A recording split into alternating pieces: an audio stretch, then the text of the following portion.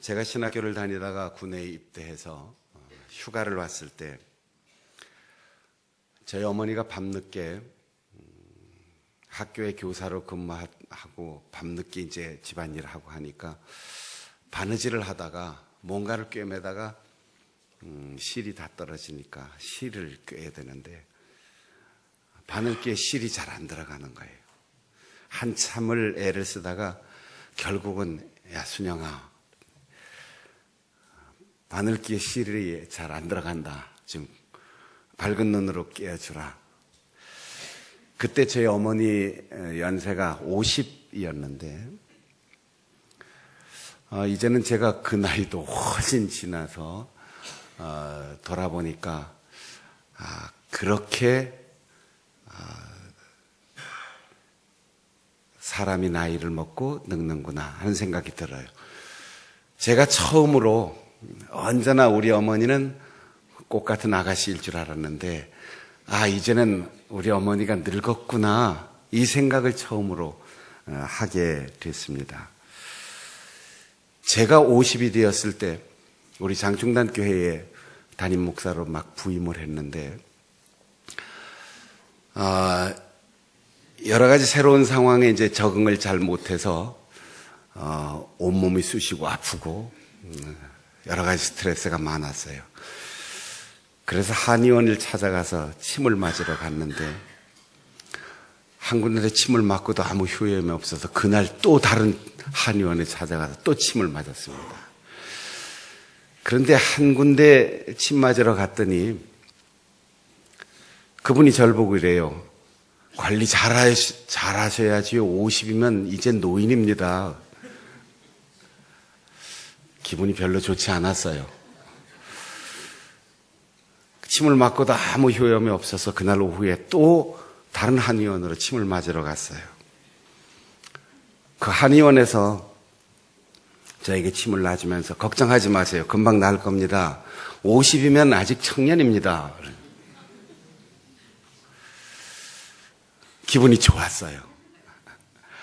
그 경계선에서 사람이 나이를 먹고 늙어가는 그 최초의 현상은 눈이 흐려지는 거구나를 알았어요.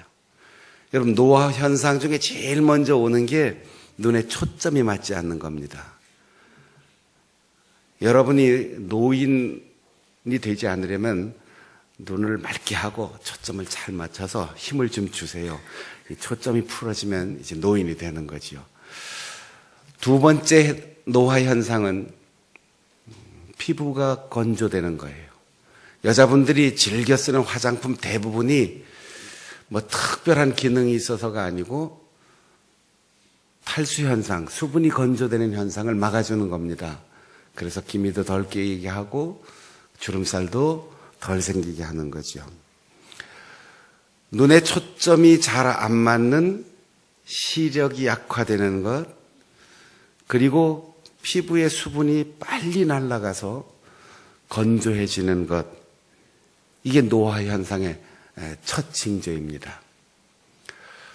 오늘 우리가 읽은 본문에 보면 모세는 120세가 되었는데 눈에 초점이 빗나가지 않았고 120세가 되었는데도 기력이 쇠하지 않았다. 이 말은 근육이 많아지고 복근 운동을 해서 상체를 탁 벗으면 임금왕자가 새겨진다든지 알통이 커진다든지 이런 얘기가 아니고 히브리어 성경의 원문을 보면 촉촉한 피부에 수분이 날아가지 않았고 이렇게 되어 있어요. 모세가 죽을 때 나이가 120세였습니다. 그런데 120세가 되어도 눈에 초점이 빗나가지 않고 정확하게 맑은 눈동자를 가지고 있었고, 여러분 이제 가을이 되니까 연세 많은 분들이 제일 먼저 일어나는 현상이 뭐예요? 피부 각질, 여기저기가 가렵고 눈도 건조돼서 자꾸만 불편하고 수분이 자꾸 빠져나가는 거죠. 그런데 모세는 탈수 현상이 없었다는 거죠. 피부도 촉촉하고 눈도 맑고 아무리 오래 얘기하고 큰소리 쳐도 침이 마르지 않는 촉촉한 인생을 120세까지 유지했다는 겁니다. 얼마나 좋았을까요? 여러분 모두 부럽지요? 나도 모세처럼 그렇게 초점이 잘 맞는 눈으로 촉촉한 피부를 가지고 오래 살았으면 얼마나 좋았을까. 그뿐 아닙니다. 모세를 뭐라고 소개했어요? 하나님과 얼굴과 얼굴을 마주대하여 얘기한 사람. 이스라엘 민족을 애굽에서 건져내서 가나안까지 올 수 있도록 이끌어준 능력 있는 지도자. 이러면 한 나라의 대통령이든 지방자치단체장이든 그 사람 송덕비 만들어 놓고 오래오래 기억하자고 하고 대통령도 삼선개헌해서 오래 하자고 아마 백성들이 그럴 겁니다. 120세가 되어도 기력이 쇠하지 않는 모세를 이렇게 엄청나고 위대한 지도자라고 소개했는데 하나님은 그에게 이제 그만해라. 떠나라. 그것도 조용히 어디 가서 휴양하라는 게 아니라 죽어라 라고 했어요. 모세는 여호와의 말씀대로 죽었다고 했습니다. 여러분, 우리가 말씀대로 인생을 산다고 결심해요. 말씀대로 순종하겠다고 매일매일 결심합니다. 그런데 우리의 목숨까지도 말씀대로. 이게 참 신앙이에요. 말씀대로 살다가 말씀대로 죽지 못하는 사람이 세상엔 너무도 많습니다. 말씀대로 살아야 하는데 선언만 하고 결심만 하고 말만 하고 매일의 생활 속에서 실천하지 못하는 사람도 있습니다. 120년을 살았습니다. 이스라엘 역사의 가장 위대한 영웅입니다. 수많은 업적이 있고 아무도 따라갈 수 없이 하나님께서 친히 그와 마주대하여 말씀하신 놀라운 영성을 소유한 사람입니다. 그런데 그가 건강할 때 힘이 다하지 않고 지혜가 다하지 않았는데 하나님이 그만하라고 하셨습니다. 하나님이 쓰시기 때문에 산다는 거예요. 사명이 다하면 우리의 삶의 의미가 더 이상 지속되지 않는다는 거예요. 우리는 다 하나님이 주신 기력을 다 쓰고 나면 없어져서 죽는 줄로 생각해요. 수명이 다해서 죽는다고 생각합니다. 그러나 모세가 우리에게 주는 교훈은 사람이 사는 것은 건강관리 잘해서 오래 사는 것이 아니고 사명을 붙들고 있기에 하나님이 쓰시는 한 장수하는 것이고 하나님이 놓으시면 사명이 다하면 우리의 수명도 끝난다는 사실입니다. 여러 해 전에 우리가 함께 노래를 개사해서 찬양한 적이 있어요. 10월의 어느 멋진 날에를 가사를 바꿔서 살아가는 이유, 꿈을 꾸는 이유 모두가 주님인 걸.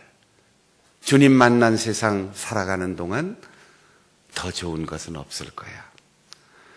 따라해 보겠습니다. 수명이 다해 죽는 것이 아니라 사명이 끝나면 죽는 거다. 사명의 생명이 있습니다. 우리가 오늘 살아있는 것은 잘 먹어서가 아니에요. 우리가 오늘 살아있는 것은 좋은 영양제를 먹고 보약을 먹어서 아니에요.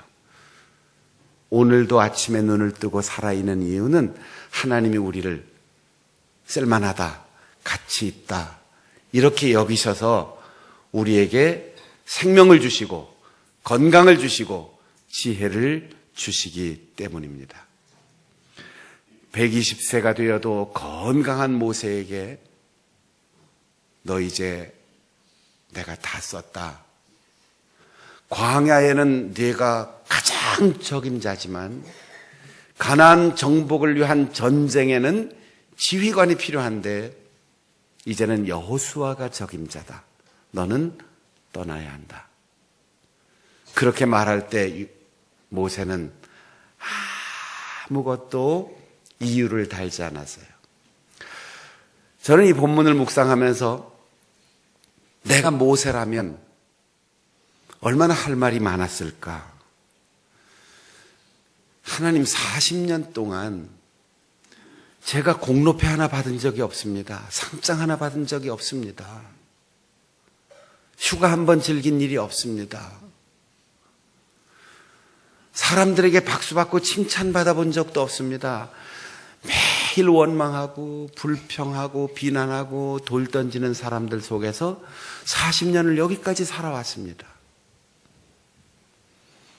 여기서 날 데려가시려면 한 10년 전부터 좀 눈도 흐리게 만드시고 목도 거칠게 만드시고 무릎도 덜덜 떨리게 하셔서 준비시켜 주셔야지.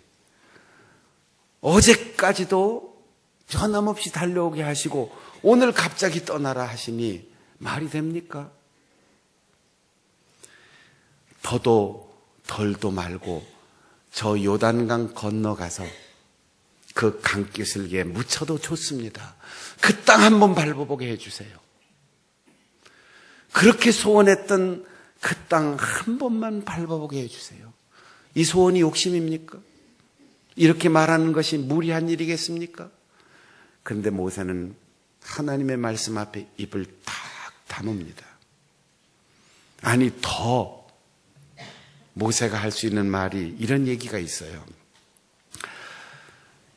여호수아 24장에 보면 가나안 정복 전쟁이 어느 정도 끝나고 그 땅을 다 점령해 갔을 때 세겜 땅에 요셉의 유골을 묻었다고 그랬어요. 모세가 죽기 직전에 하나님 앞에 이렇게 얘기할 수 있습니다. 하나님, 요셉은 360년 전에 죽으면서 나 유골을 그 땅에가 묻어달라 이렇게 유언하고 죽었는데 우리가 출애굽하면서 그 해골을 메고 40년을 여기까지 왔습니다. 그래서 400년 만에 저기 가서 장사 지낼 수 있는데 유골도 갔는데 이스라엘 민족 전체를 이끌어서 여기까지 온 나를 그래 무덤도 없이 가야 됩니까? 저 땅 한번 밟아보지도 못합니까? 이런 하고 싶은 수많은 얘기를 다 침묵하고 하나님이 죽어라 할 때 죽었어요. 떠나라 할 때 떠났어요. 무덤도 만들어주지 않았습니다. 어디에 묻혔는지도 몰라요.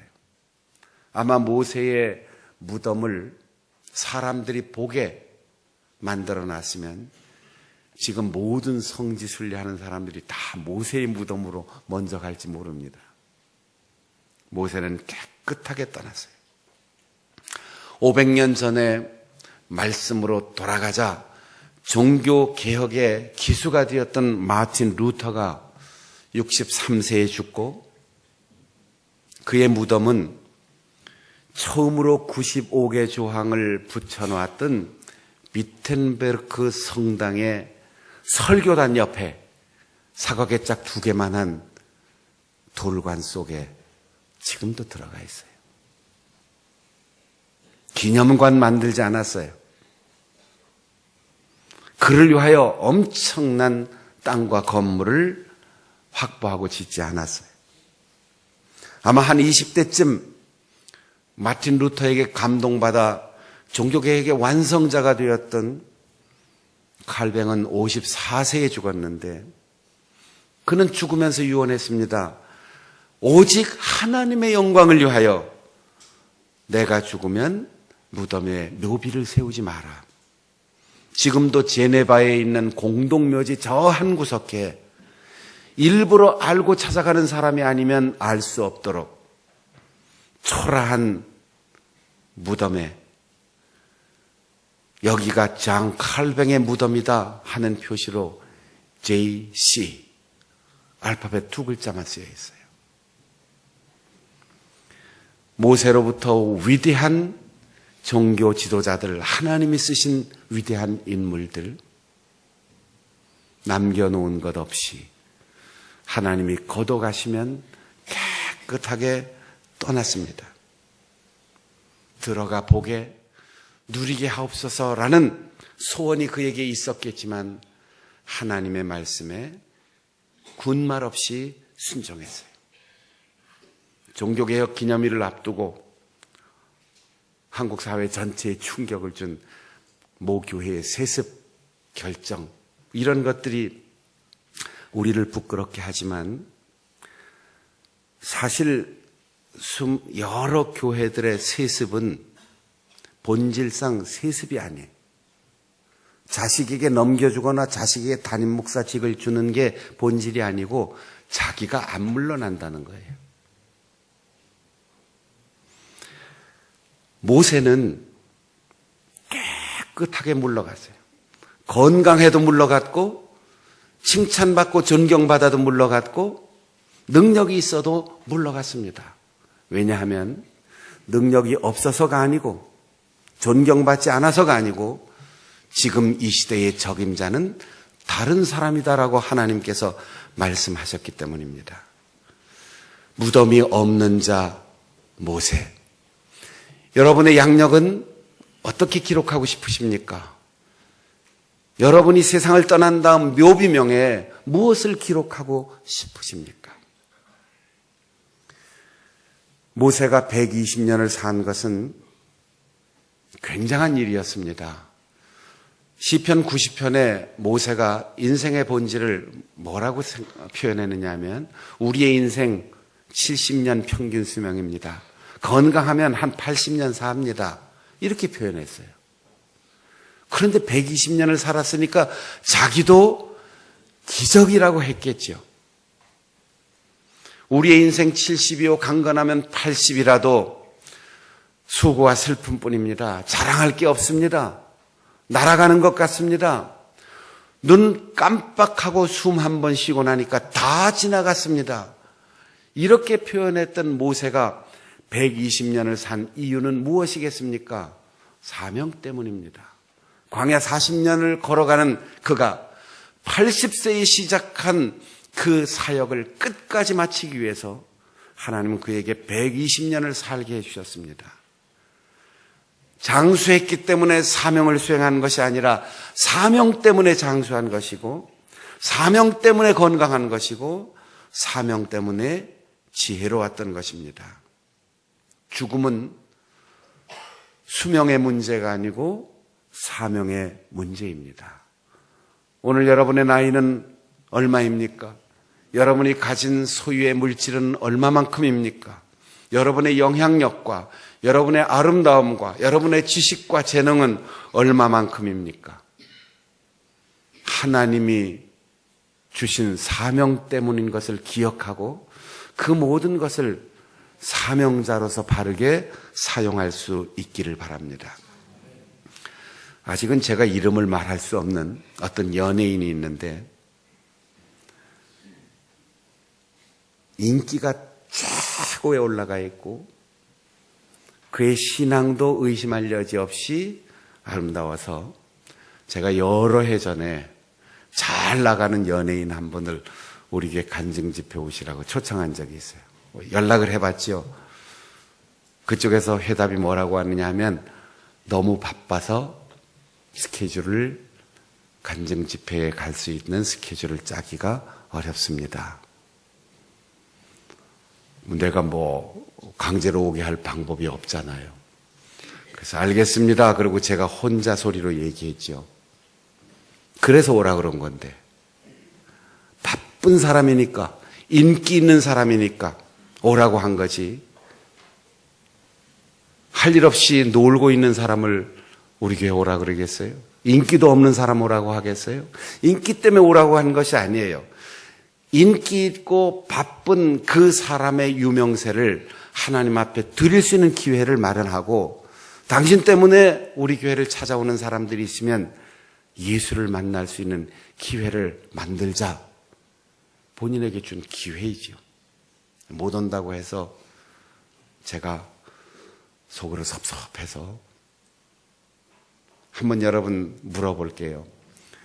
제가 여러분 좋은 날 꽃다발 하나 좀 드리려고 하는데 어떤 꽃다발을 드렸으면 좋을까요? 시들어서 꽃은 떨어진 줄기만? 아름다운 꽃이 시들어서 출렁출렁하는 꽃다발 받고 싶으세요? 꽃다발을 받을 때 가장 활짝 핀 싱싱하고 아름다운 꽃다발을 받고 싶은 건 누구나 똑같아요. 하나님은 정정하고 가장 건강한 모세를 받으시고 기력이 쇠하여진 노인이 아니라 나이는 120년이지만 눈에 초점이 흐려지지 않고 피부에 탄력을 잃지 않은 건강한 모세를 받으시고 시들기 전에 싱싱한 채로 그대로 부르셨어요. 아쉬움 없이 떠난 겁니다. 그 후임 여호수아도 마찬가지입니다. 그보다 탁월하고 그보다 훌륭하고 아름다운 사람들 많이 있겠지만 하나님이 이제는 전쟁의 시대에 군사 지휘관인 여호수아가 적임자다라고 할 때 아무 말 없이 모세는 리더십을 이양하고 떠났습니다. 지난 주일 설교하면서 민수기 20장 29절에 있는 아론의 죽음과 오늘 여기에 본문에 있는 모세의 죽음을 아주 잠깐 비교해서 말씀드린 적이 있어요. 123살에 죽은 아론, 민수기 20장 29절에 보면 이스라엘 온 회중이 울었다. 30일을 울었다. 이렇게 되어 있고 오늘 본문의 모세의 죽음 앞에서는 이스라엘 자손이 30일을 채워서 울었다. 이렇게 되어 있어요. 그게 그거지. 이렇게 생각할 수 있는데 이스라엘 온 회중이 울었던 아론의 죽음은 이스라엘 모든 사람들이 다 아론을 좋아했다는 거예요. 인기가 말도 못했다는 거예요. 그런데 그냥 울었다. 베키, 바카 이런 히브리 말을 썼어요. 그냥 울었다. 눈물 흘렸다. 참 애석하다 이렇게 울었어요. 인기 좋은 사람. 왜? 모세가 답답해 보이고 지나치게 원칙주의자인 것처럼 보일 때 아론은 미리암과 공모해서 자기 동생을 축출하려고 쿠데타를 일으켰던 사람이에요. 백성들의 소원을 시원하게 풀어줬어요. 40일 동안 모세가 시내산 꼭대기에 올라가서 뭘 하는지 보이지 않을 때 답답하다 그러니까 하나님을 만들었어요. 송아지의 형상으로 금으로 송아지의 형상을 만들어 놓고 이게 하나님이다. 보고 싶어하는 백성들의 가려운 데를 긁어줬어요. 그러니 얼마나 인기가 좋았습니까? 이스라엘 모든 백성들이 다 아론의 죽음을 아쉬워하면서 울었다고 그랬습니다. 그런데 모세가 죽었을 때는 온 회중이 울었다고 하지 않았어요. 이스라엘 자손이 울었다. 울지 않은 사람들이 있어요. 어떤 사람입니까? 모세로부터 용서받고 하나님의 은혜를 받고 유예받았던, 그러나 끊임없이 모세를 괴롭히고 원망하고 불평하던 사람들, 모세가 죽었을 때 울지 않았습니다. 다 울지 않았어요. 그러나 이스라엘 자손들 가운데 모세의 가치와 모세의 옳음을 아는, 진정한 본질을 아는 사람들은 울었는데 30일 동안 채워서 울었다. 소진하도록 울었고, 우리말은 똑같이 애곡했다 이렇게 번역했는데 히브리의 성경에는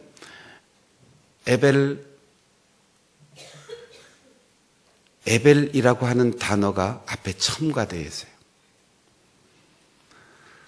똑같이 바카, 베키 이렇게 울었다라는 단어가 아론에게도 모세에게도 있는데 모세에게는 헤벨 베키 해서 한탄하고 통곡하고 처절하게 울었다는 거예요.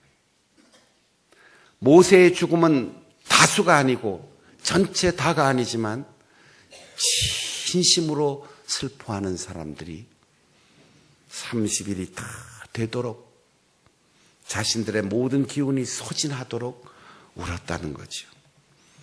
인기 좋은 아론은 사람들이 형식적으로 울었어요. 그러나 찬반이 엇갈리고 평가가 엇갈리는 모세는 가치를 아는 사람들이 진심으로 슬퍼하며 울었습니다. 예수님의 죽음에 대해서도 마찬가지였습니다. 절대 다수가 예수님의 죽음을 비웃었지만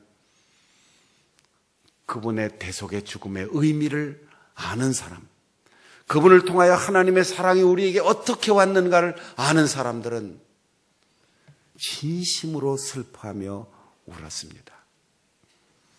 500년 전에 부패한 로마 가톨릭으로부터 분리되어 그들로부터 프로테스탄트, 저항자, 반항하는 사람들이라는 이름이 붙은 우리 개신교가 여기까지 왔는데 그 이름은 지금은 우리가 일상으로 사용하지만 올바른 이름이 아니에요. 우리는 뜯어고치고 개신교 이런 저항자의 이름으로 시작한 게 아닙니다.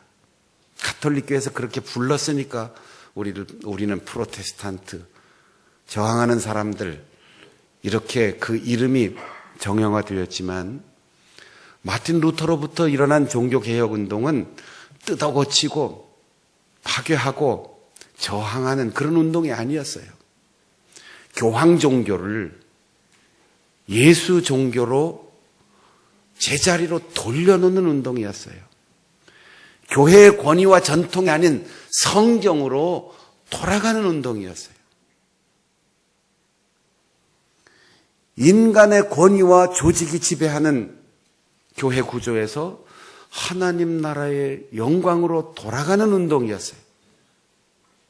그렇기 때문에 우리가 프로테스탄트라고 하는 이름으로 부름을 받지만 저항자에 머물거나 반항자에서 머물지 않고 하나님의 말씀으로 돌아가는, 그래서 끊임없이 본질이 아닌 것을 버리고 고치고 원래 있어야 할 자리로 돌아가는 교회인 것을 기억해야 합니다.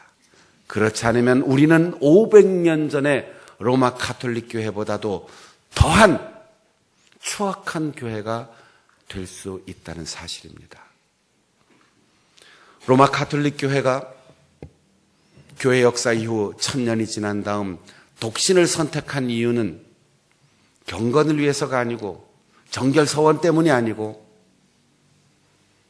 교황을 비롯한 주교들이 사생아를 낳고 그들에게 재산과 교구를 물려주는 세습을 막기 위해서 독신을 선택한 겁니다. 우리는 교회 역사 속에서 분명한 교훈을 발견해야 합니다. 여러분은 어떤 경험을 가지고 있습니까? 여러분은 어떻게 깊은 생각 속에 사로잡혀 있습니까? 얼마만큼의 지식과 얼마만큼의 지혜를 소유하고 있습니까? 얼마만큼의 사람들과 손잡고 연대해서 다수결의 권력을 가지고 있습니까? 얼마만큼 유명하고 힘 있는 사람들과 손잡아 권세를 가지고 있습니까? 하나님의 말씀 앞에 모든 것을 다 내려놓고 절대자의 자리인 모세가 하나님께서 그만두라라고 할 때 그만두었고 떠나라 할 때 떠났던 그 말씀의 순종, 그것이 교회의 권위이며 그것이 믿는 자의 능력인 것을 기억하셔야 합니다. 하나님의 기적은 여기에 있었습니다. 시간과 공간도 하나님이 창조하신 물리적 피조물입니다. 하나님은 시간을 넘어서십니다. 모세는 거기서 아쉽게 죽었고 무덤도 알지 못하지만 한 1500년 후에 자기의 가장 존경받는 신앙의 후배, 이스라엘 역사에 남는 엘리야와 함께 나란히 변화산 꼭대기에서 예수님을 만났습니다. 그 땅에 들어가는 것, 거기에 묻히는 것, 그것보다 더 하나님께서는 그에게 잠깐 자고 눈을 떴더니 예수님 앞에서는 놀라운 은혜를 받았던 것입니다. 시간과 공간 속에 사로잡혀 있는 우리의 지혜와 이기적인 생각을 버리십시오. 모든 것을 초월하시는 하나님의 능력의 말씀을 의지하고 내 생각대로가 아니라 우리의 의논대로가 아니고 내 계획과 경험대로가 아니라 하나님의 말씀대로 살아가는 진정한 개혁자, 진정한 그리스도인으로 살아갈 수 있는 우리 성도들이 되시기를 바랍니다. 기도하겠습니다.